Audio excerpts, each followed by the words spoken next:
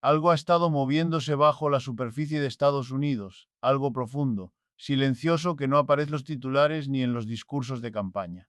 No es una crisis política, no es solo una caída en las encuestas o un escándalo judicial. Es algo más pesado, más lento, inevitable, una redistribución masiva de riqueza, una fuga de poder del centro a la cima, durante 40 años. Lo que una vez fue un país de clases medias fuertes, con trabajos estables y sueños alcanzables, ha ido transformándose poco a poco en un lugar de la prosperidad, es monopolio de unos pocos, y el resto lucha por mantenerse a flote. No es una teoría de conspiración, son datos, cifras oficiales, declaraciones del Servicio de Impuestos, estudios económicos. La clase media no solo ha encogido, ha sido exprimido.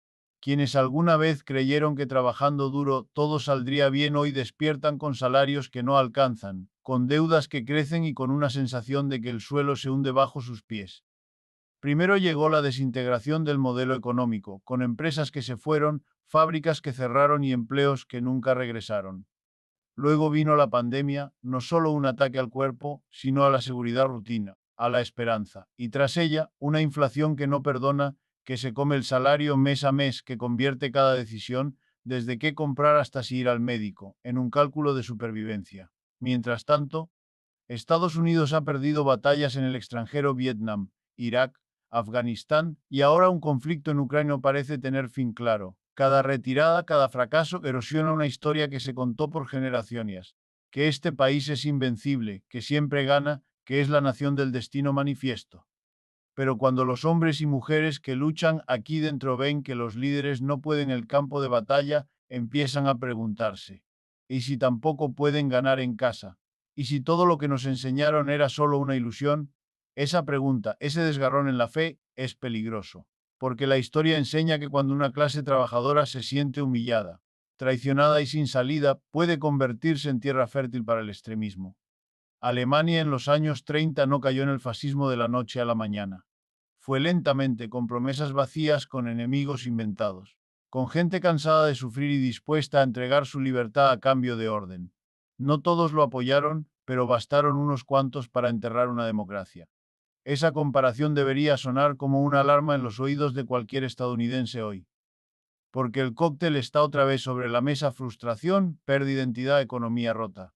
Esta mañana, una nueva administración anunció que purgaría la ideología antiamericana de las instituciones públicas.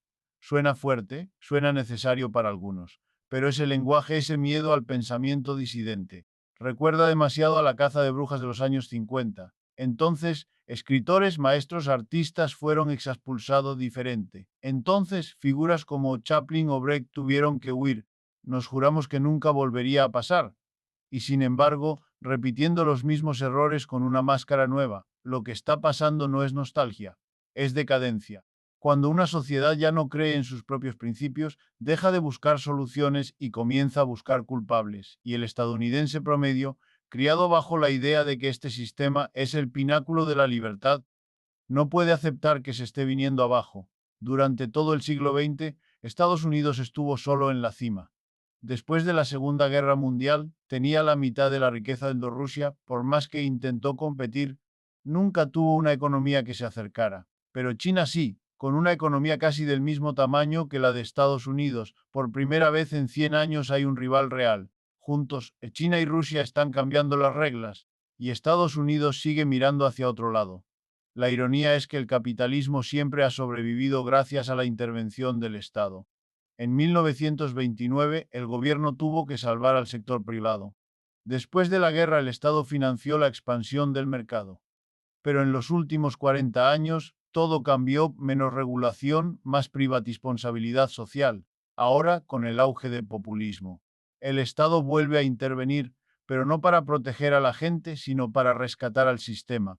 Para entender el camino que hemos recorrido, veamos el rostro del capitalismo. Comenzó con manos libres, propiedad privada absoluta. Luego llegó Keynes, con el Estado amortiguando las crisis. En Escandinavia evolucionó hacia impuestos altos, protección social, pero industria privada. En la Unión Soviética, el Estado simplemente reemplazó a los jefes privados con jefes estatales. Los trabajadores seguían siendo trabajadores, solo que ahora obedecían a burócratas en lugar de dueños.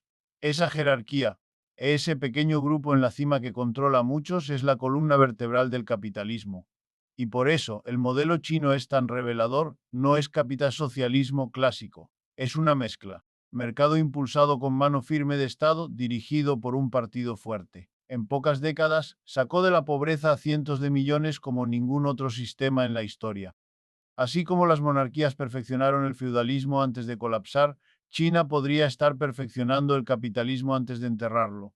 Su objetivo nunca fue la ideología, fue el progreso material. Enfrentados a un siglo de humillación, sus líderes eligieron elevar el nivel de vida, sin importar el sistema que tuvieran que usar.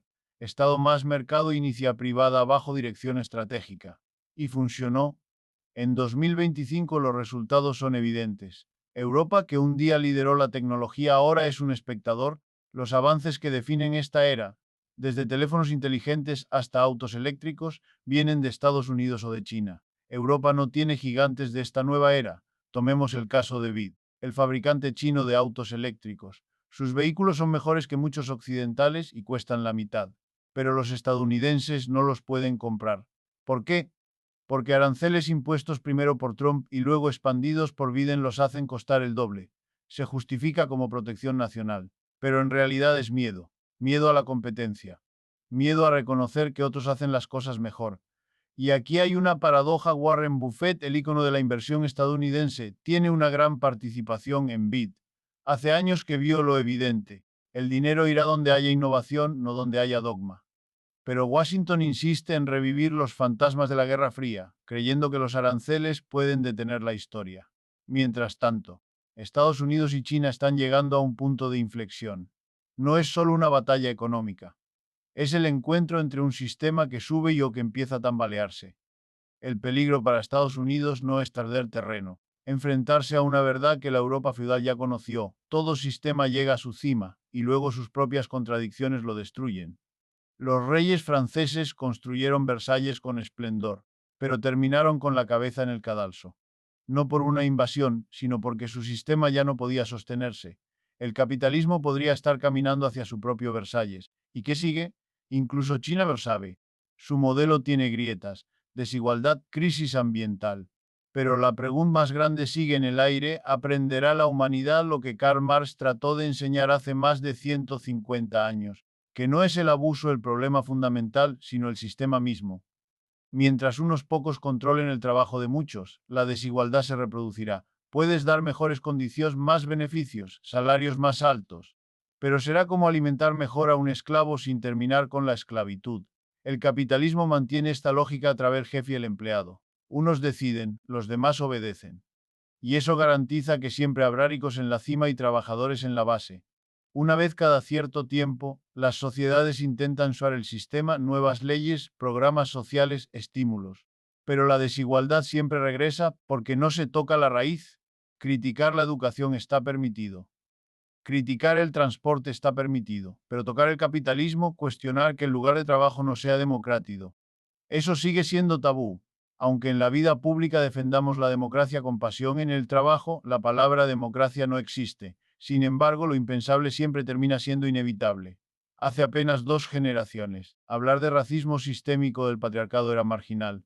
Hoy es parte del debate nacional. Lo mismo pasará con el capitalismo. Pronto la gente se preguntará: ¿o por qué la democracia que tenemos al votar no entra con nosotros a la oficina o a la fábrica?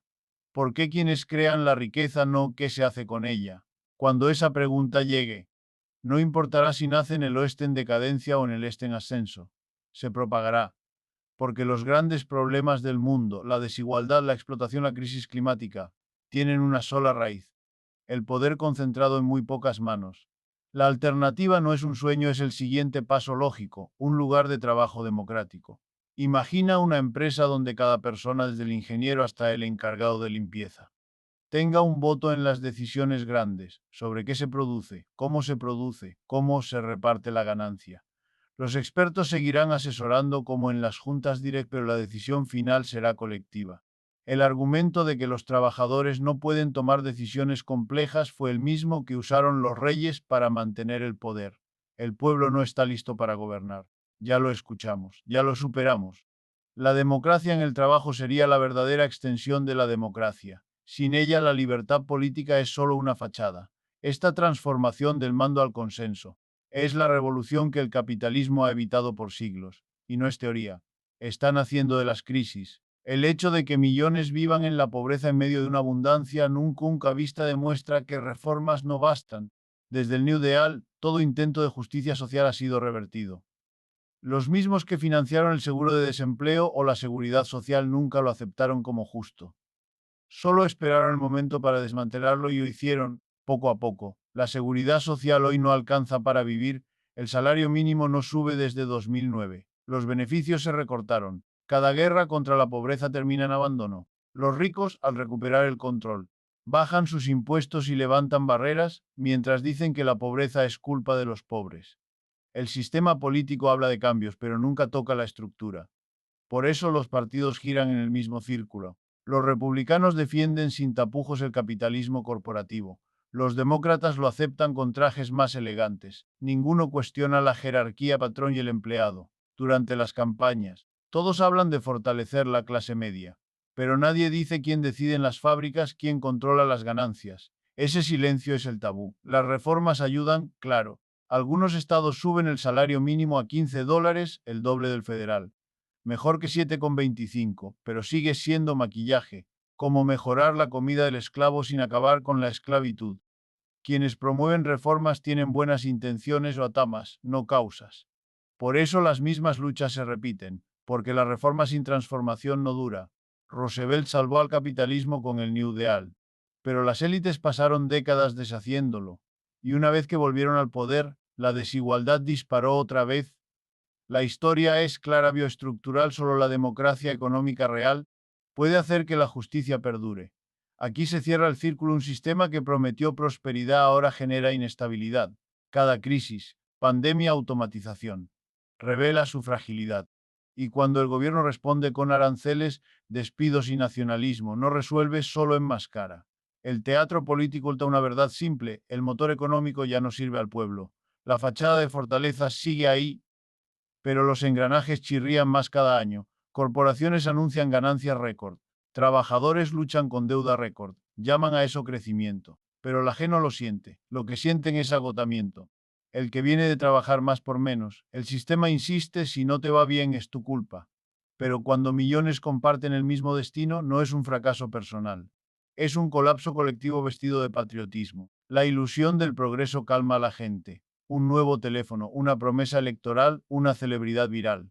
Es suficiente para callar por un rato. Mientras tanto, los problemas reales, salud precaria e infraestructura en ruinas. Vivienda inalcanzable intactos. El país que fue pionero en innovación ahora repite soluciones del pasado. Cada década es el mismo ciclo: caída, rescate, culpa, rescatan a los ricos, culpan a los pobres, y la clase media se achica. No es economía, es un ritual. Y cuando los rituales dejan de funcionar, cuando la magia se agota, el miedo toma el control. Los líderes apuestan al populismo, a las guerras culturales. Cuando los salarios caen, culpan a los inmigrantes. Cuando sube el precio de todo, señalan a enemigos extranjeros. Cualquier cosa menos admitir que la base económica se ha podrido. Lo vemos en cada titular que disfraza el declive como renacimiento. Vamos a traer de vuelta la industria. Suena bien. Pero es una fantasía, esos trabajos ya no existen. La automatización, la robótica, la inteligencia artificial lo cambiaron todo. Aunque las fábricas vuelvan, las personas no. Las máquinas no piden aumento, no hacen huelgas, no necesitan salud. El futuro del trabajo es productividad sin empleo. Esa es la gran contradicción del capitalismo moderno. La tecnología avanza, pero el bienestar humano retrocede.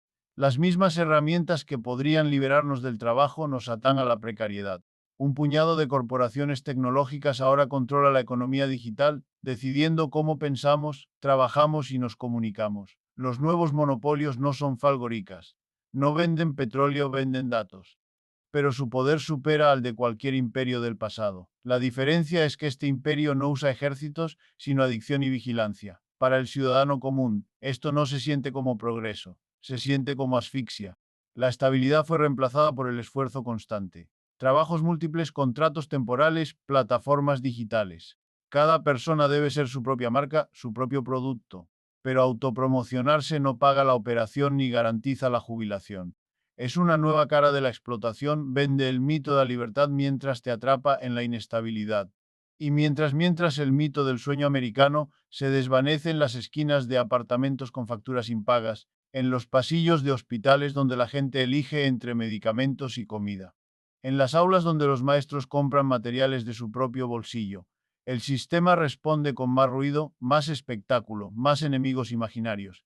La desesperación se convierte en entretenimiento. Las redes sociales alimentan el conflicto como si fuera oxígeno y cada disputa cultural, sobre nombres, banderas, estatuas, sirve para desviar la mirada del verdadero problema, que el país está siendo despojado de su futuro. Mientras discuten si una palabra es ofensiva, nadie cuestiona que las ganancias de las petroleras se multiplicaron por 6 en 5 años mientras los ciudadanos pagan el triple por llenar el tanque. Mientras se movilizan contra una caricatura de libro de texto, nadie nota que las universidades públicas ya no son accesibles para la mayoría y que los jóvenes se gradúan con deudas que les condenarán por décadas. Mientras se indignan por un gesto considerado y respetuoso, se acepta sin pestañear que un solo hombre pueda poseer más riqueza que la mitad de la población del país. Este no es solo un fracaso económico, es una colonización del pensamiento. La imaginación colectiva ha sido secuestrada. Ya no se puede pensar en un mundo diferente porque el sistema insiste en que este es el único posible. Cualquier propuesta que vea más allá de ajustes técnicos tachada de radical, de irreal, de traicionera. Y sin embargo, lo radical no es soñar con otra forma de vivir. Lo radical es aceptar que no hay alternativa mientras el suelo se quiebra bajo nuestros pies. En los barrios olvidados de Detroit, en las ciudades fantasma de Ohio, en los pueblos, el último supermercado cerró hace años. La gente no necesita teorías. Sufrimiento constante, ausencia de oportunidad, abandono. Y cuando un líder llega con promesas de grandeza, con el dedo señalando hacia afuera, hacia el diferente, hacia el enemigo, no es que se vuelvan locos. Es que finalmente alguien les dice que su dolor importa. Aunque sea una mentira, aunque sea una manipulación, aunque les conduzca al precipicio, al menos sienten alguien los ve. Y esa es la fuerza más poderosa en política, no la verdad, sino el reconocimiento. Cuando falta, cualquier demagogo puede llenar el vacío. El peligro no es un partido político o hombre en el poder. El peligro es que la gente haya dejado de creer en el sistema, pero no tenga otra cosa a la que aferrarse. Y en ese vacío, las peores fuerzas encuentran su oportunidad. Estamos entrando en una era de confrontación creciente, no solo entre naciones, sino dentro de las sociedades mismas. Las líneas se endurecen, la tolerancia se desvanece, la política deja de ser un debate y se convierte en batalla. Y todo esto ocurre mientras el poder real, el económico, el que no se discute en los programas de televisión, sigue concentrándose en unos pocos círculos. Fondos de inversión, bancos, megacorporaciones, lobbies. Ellos no gritan, no se manifiestan, no necesitan. Su influencia está tejida en las leyes, en los tratados, en los presupuestos. Deciden quién obtiene financiamiento, qué industrias sobreviven, qué tecnologías progresan. No hay voto contra ellos. No hay elección que los detenga. Operan por debajo del radar, como un sistema nervioso paralelo que controla el cuerpo político. Y cuando una crisis estalla, son ellos los que dictan la respuesta. No hay plan para salvar a la clase media. Hay un plan para salvar al sistema que la exprimió. Lo vimos en 2008, lo vimos en 2020, lo vemos cada vez que un banco falla y recibe rescate, mientras una familia pierde su casa por no pagar la hipoteca. La moralidad del mercado es invertida, los ricos fallan y son recompensados, los pobres fallan y son castigados. Y todo esto ocurre bajo la mirada pasiva de un sistema que dice defender la igualdad. Pero la igualdad no existe donde el dinero compra acceso, influencia y protección. Lo que está viviendo no es una crisis temporal. Es el fin de un ciclo histórico. Un ciclo basado en la idea de que el crecimiento ilimitado, el consumo desenfrenado, la explotación del mundo y de su propia gente podía continuar para siempre. Esa fe se está agotando. No porque haya una revolución, sino porque las promesas no se cumplen. La próxima generación no compra casas. No se casa, no tiene hijos. No porque no quieran, sino porque el sistema les dice día a día que no podrán sostener una vida digna. La tasa de suicidios entre jóvenes sube. Las enfermedades mentales se disparan. Las drogas fentanilo arrasan comunidades enteras. Y en lugar de preguntar qué falla en el corazón del sistema, la respuesta siempre es individual, medicación, responsabilidad personal. como si millones de personas pudieran estar mal al mismo tiempo por un fallo de carácter. El capitalismo ha llegado al punto en que ya no puede ocultar sus costos humanos. Ya no se trata de ganancias o recesiones. Se trata de vidas que se quiebran, de familias que no pueden mantenerse unidas, de niños que nacen en hogares donde los padres trabajan 2 turnos y aún así no llegan a fin de mes. Y en medio de este colapso sostenido, la pregunta que nadie quiere hacer en voz alta sigue flotando en el aire. Si este sistema no sirve a la mayoría, ¿para quién existe? ¿Quién lo defiende? ¿Por qué lo mantenemos? Porque lo incómodo de la verdad es que el sistema no está roto. Está funcionando exactamente como está diseñado, para transferir riqueza hacia arriba, para mantener el control en manos de unos pocos, para disfrazar la explotación como oportunidad. Lo que llamamos libertad es, para muchos, la libertad de elegir entre formas de servidumbre. Libertad de elegir entre trabajar 2 empleos o no comer. Libertad de elegir entre alquilar un cuarto en una casa compartida o dormir en el coche. Libertad de elegir entre endeudarse por una educación o resignarse a un trabajo que no paga. Esa no es libertad, es supervivencia con otro nombre, y cada vez más gente lo sabe, aunque no tenga las palabras para decirlo. Por eso las elecciones se vuelven tan intensas, tan personales, tan cargadas de emociones. No están eligiendo políticas, están eligiendo quién les dará dignidad, quién les mirará a los ojos y les dirá que no están solos. Pero los líderes que surgen en este vacío casi siempre traicionan esa esperanza. Porque aunque hagan discursos contra el establishment, cuando entran al poder terminan sirviéndolo. Porque el sistema no permite que se lo cuestione desde dentro. Si eres lo suficientemente fuerte, te destruyen. Si eres lo suficientemente peligroso, te ridiculizan, te ridiculan de extremista. La historia de Bernie Sanders no es una excepción, fue un síntoma. Mostró que millones de personas estaban cansadas de las mentiras, hambrientas de cambios reales, pero el Partido Demócrata lo contuvo, lo domesticó. Lo usó como recurso para ganar votos y luego lo enterró en el olvido.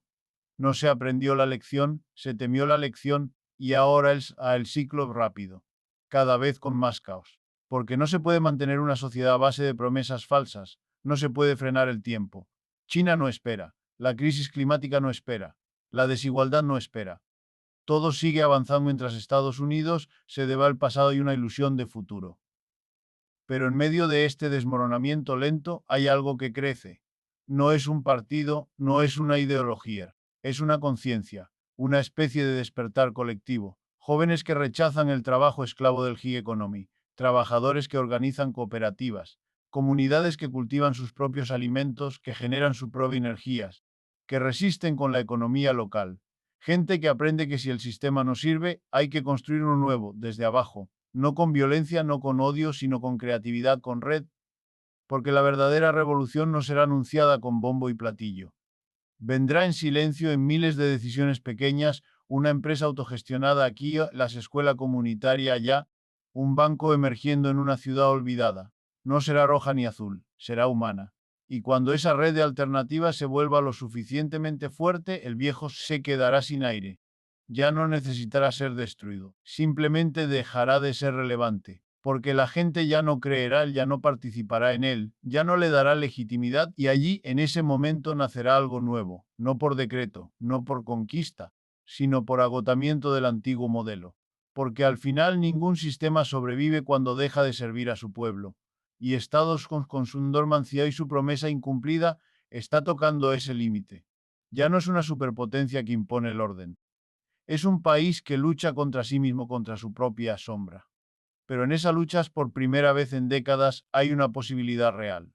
No de volver al pasado, porque ese pasado nunca existió para muchos, sino de construir un futuro que nunca imaginamos. Un futuro donde el trabajo no sea castigo, donde la riqueza no sea signo de explotación, donde el poder no esté arriba, sino distribuido.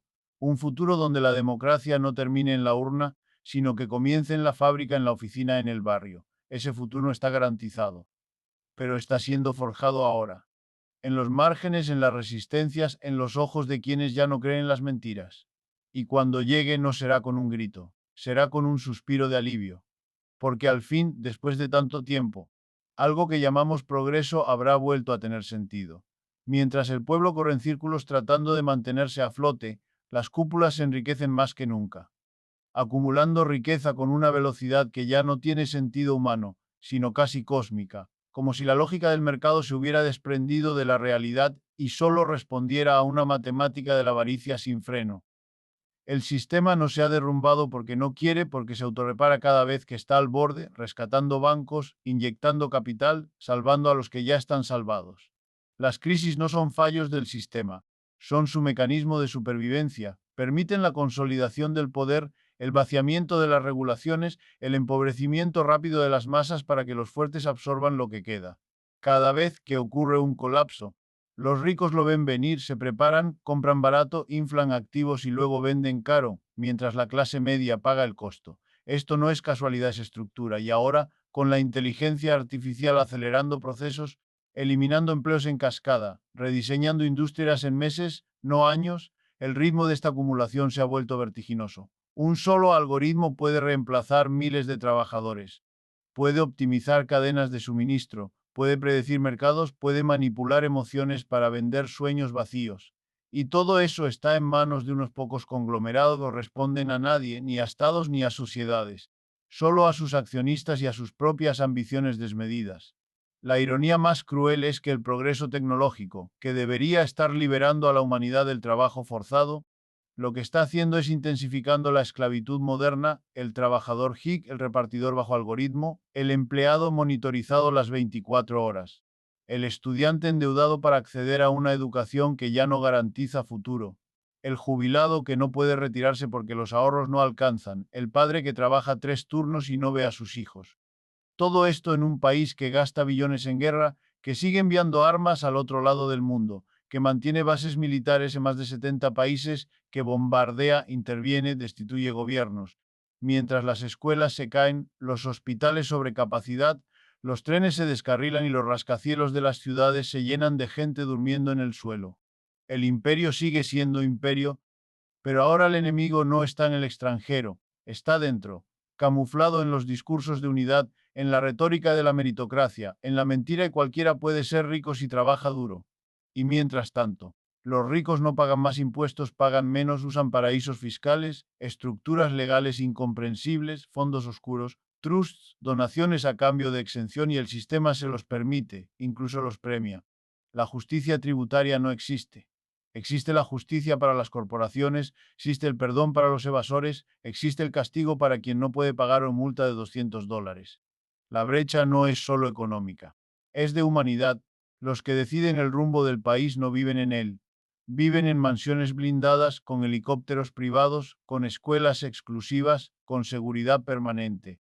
No respiran el mismo aire, no comen la misma comida, no usan el mismo transporte, no enfrentan la misma realidad y desde esa burbuja dictan las políticas que afectan a millones. Hablan de responsabilidad, de disciplina, de valores, mientras ellos mismos operan sin ética, sin límites, sin vergüenza. La corrupción no es un desvío, es el sistema. La desigualdad no es el diseño. Lo más inquietante no es que esto esté pasando, sino que nadie parece poder detenerlo, ni siquiera los que dicen querer hacerlo. Los movimientos sociales se cooptan, se institucionalizan, se convierten en marcas, en ONGs dependientes de fondos corporativos, en voces reducidas a tuits virales que no cambian nada. Los líderes que surgen con promesas de cambio rápidamente se ven absorbidos por el establishment, domesticados o elitralizados, no combinados, sino con escándalos, con chantajes, con silenciamiento mediático. La alternativa se desactiva antes de nacer y la gente agotada, resignada, empieza a aceptar que no hay otra forma. Empieza a creer que esta es la única realidad posible. Pero eso es lo que siempre dicen los sistemas moribundos, que no hay salida, que todo lo que existe es inevitable, que el cielo no puede cambiarse, y por siglos. La humanidad les creyó. Creyó que la monarquía era divina, que la esclavitud era natural, que el colonialismo era destino. Hasta que, de golpe, se cayó el levantamiento, un momento de coraje colectivo y todo se derrumbó. La historia no avanza en línea recta, a empujones, a sacudidas, a saltos. Y la sacudida actual ya está en marcha aunque no se vea. Está en cada joven que dista a trabajar sin derechos, en cada sindicato que renace en las gig platforms, en cada comunidad que planta alimentos en terrenos baldíos, en cada grupo de trabajadores que ocupa una fábrica y la gestiona en colectivo, en cada estudiante que pregunta por qué su escuela no enseña economía crítica, en cada soldado que se niega a ir a una guerra que no entiende. Está en los datos anónimos en las criptomonedas populares, en los marketplaces descentralizados, en los algoritmos de código abierto, ¿no? Es señal. Es el sonido de un nuevo mundo empujando desde abajo, desde los cuerpos agotados que ya no pueden callar. Porque el capitalismo no se derrumba por la falta de ganancias, se derrumba por la falta de legitimidad. Cuando el pacto social se rompe, cuando las personas ya no creen en la promesa, cuando ven que el esfuerzo no tiene recompensa, cuando entienden que el sistema está amañado, ahí comienza el fin. No con un decreto, no con una revolución militar, sino con una simple decisión: dejar de participar, dejar de comprar la mentira, y eso ya está ocurriendo. En ciudades pequeñas y grandes, en universidades, en fábricas, en hogares, la gente está redescubriendo formas de cooperación, de vida sin jerarquías.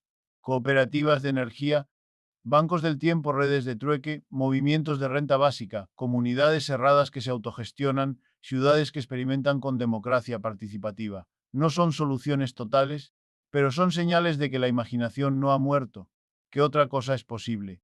Y cuanto más se reprima, más fuerte crecerá, porque el hambre no es solo de pan, es de dignidad, de sentido, de poder. Y cuando millones empiecen a exigir no solo salario, sin control, no solo empleo, sino autonomía, no solo reformas, sino justicia radical, entonces el piso temblará. Porque el miedo ya no estará solo en los oprimidos, estará también en los opresores. Verán llegar lo que no pueden detener, una humanidad que ya no quiere ser explotada, que ya no cree en amos, que ya no acepta que el trabajo sea castigo. Y cuando ese momento llegue, no será un partido el que lo lidere, será un eco global. Será el grito silencioso de quienes nunca levantaron la voz, que ahora hablan al unísono. No serán solo los pobres, serán los indignados educados, los cansados, los que vieron el futuro y no quieren ese futuro. Y aunque los medios no lo digan, aunque las instituciones lo ignoren, aunque las fuerzas del orden intenten legitimarlos, seguirán creciendo, porque la verdad no se apaga con censura, se multiplica en la oscuridad. Y lo que Estados Unidos vive ahora no es una crisis aislada, es el preludio de una transformación global. China puede tener poder económico, pero también carga contradicciones: represión, vigilancia, falta de libertad de expresión, un modelo que eleva el PIB pero estruja el alma. Europa está estancada, atrapada entre su pasado glorioso y su incapacidad para reinventarse. Rusia se consume en una ilusión de grandeza. El mundo entero está en una encrucijada: más de lo mismo, o un salto hacia lo desconocido. La democracia económica no será una opción, será la única salida, porque el planeta no aguantará otro siglo de saqueo, de designo, de quema de futuro por ganancia presente. El cambio climático no se detendrá con más productividad capitalista, se detendrá con un nuevo contrato entre seres humanos y con la naturaleza, con ciudades que producen su propia energía, con fábricas que funcionan sin jefes, con alimentos cultivados sin explotación, con tecnología al servicio de la vida, no del lucro. No será perfecto, no será fácil. Habrá errores, conflictos, pero será real, será humano. Será el final de la mentira de que el poder debe concentrarse para que todo funcione. El poder debe distribuirse para que todo funcione. Y cuando eso ocurra, cuando millones de personas en sus lugares de trabajos, en sus vidas cotidianas, comiencen a decidir juntos, sin patrones, sin reyes modernos, entonces, sí, tal vez por primera vez en la historia, el término libertad tendrá sentido. No como libertad para competir, sino como libertad para ser. Y en Estados Unidos no será una superpotencia militar, sino un ejemplo de cómo un imperio aprendió a desarmarse a sí mismo, a repartir su riqueza, a devolver el poder a quienes lo crearon. No con odio, no con venganza, sino con lucidez. Porque entender que el colapso no es el fin, es el comienzo. Y el comienzo ya está aquí, oculto en cada resistencia silenciosa, en cada palabra que cuestiona, en cada mano que se extiende para construir algo nuevo sobre las ruinas del viejo mundo, que ya no puede respirar. La clase dominante se refugia en enclaves blindados, en escuelas privadas, en ciudades fortificadas donde los problemas no tocan su puerta. El resto vive en una economía de guerra fría, permanente, invisible, donde cada jornada es una batalla por el alquiler, por el medicamento, por no terminar en la... No hay bombas, pero hay estragos. No hay tanques, pero hay desposesión. Y lo peor no es la miseria, es la normalización, aceptar que este desequilibrio, esta violencia sistemática, es simplemente lo realista, construido una moralidad en torno al capitalismo, un sentido común que dice que no hay alternativa, que cualquier intento de cambiar el sistema es ingenuo, peligroso, comunista, y sin embargo, el propio sistema se está autodestruyendo, no por un enemigo externo, sino por su lógica interna. Produce abundante miseria, genera tecnología de punta, pero no puede garantizar que todos tengan agua potable. Construye inteligencia artificial capaz de curar enfermedades, pero no puede asegurar que un trabajador no muera por no poder pagar un antibiótico. Esa contradicción no se puede refagudiza, se replica. Y cada vez que el sistema tropieza, no aprende, castiga. Castiga al pobre por ser pobre. Castiga al enfermo por estar enfermo. Castiga al que no corre lo suficientemente rápido en una carrera cuyas reglas fueron escritas por los que ya llegaron a la meta. Las instituciones que debían proteger, la justicia, la educación, la salud, han sido mercantilizadas, convertidas en escaleras rotas que solo sirven a los que ya están arriba. Los tribunales protegen contratos, no personas. Las universidades forman trabajadores, no ciudadanos. Los hospitales curan enfermedades, pero también facturan por existir. Todo tiene un precio, incluso respirar. Y si no puedes pagar, no existes. Esa es la verdad desnuda del sistema. La vida se mide en saldo. Los movimientos sociales, protestas, las vuelven de esta asfixia, pero siempre son absorbidos, neutralizados, vertidos en eslóganes de campaña o en productos de consumo. La rebeldía se vende en camisetas. La crítica se convierte en entretenimiento. El sufrimiento se comparte en redes sociales como si el hecho de ser visto aliviara el dolor. Las élites no temen la protesta, temen la organización, temen que millones descubran que no están solos, que el problema no es individual, es colectivo, que el poder no está repartido, está acumulado, y que solo cambiando la arquitectura del poder, no maquillando su fachada, se puede construir algo nuevo. Por eso el silencio más profundo es el que rodea al lugar de trabajo, porque es ahí, en cada fábrica, en cada oficina, en Malfen, donde se reproduce diariamente la desigualdad. Al final del día alguien se lleva las ganancias y alguien más se lleva el cansancio. Uno decide qué se hace con el fruto del trabajo, los demás obedecen. Eso no es economía, eso es dominación. Y no puede haber democracia política si no hay democracia económica. No puede haber libertad mientras un jefe tenga el poder absoluto de explotar, de decidir sobre la vida de otros. Lo que falta no es más regulación, no es más caridad, es más poder para los que trabajan. Es la posibilidad de que quienes producen riqueza también la controlen. Esa idea suena radical unas décadas, tal vez sea lo más obvio del mundo. Como hoy nos parece absurdo que alguna vez un hombre pudiera poseer a otro. Como nos parece inconcebible que mujeres no pudieran votar.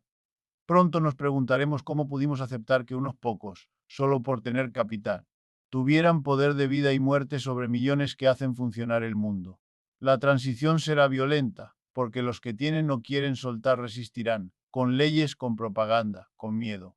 Dirán que la democracia en el trabajo destruye la eficiencia, que genera desorden.